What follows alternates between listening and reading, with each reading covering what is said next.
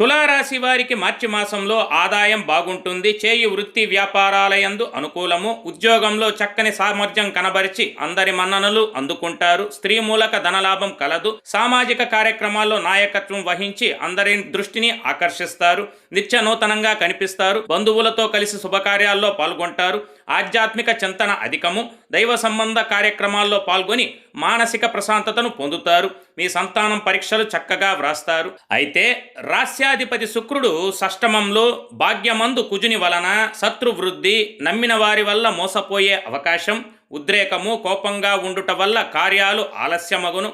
ఇతరులను బాధ పెట్టే మాటల వల్ల బంధుమిత్రులతో అకాల విరోధం, వాహన ప్రమాద సూచనలు, శారీరక గాయములు, స్వల్పంగా ఇబ్బందులు. కావున శుక్రవారం నాడు రాహుకాల సమయాన అమ్మవారికి కుంకుమ అర్చన చేపించిన మిక్కిలి శ్రేష్టము. మీకు సర్వదా శ్రేయస్కరం, శుభప్రదం.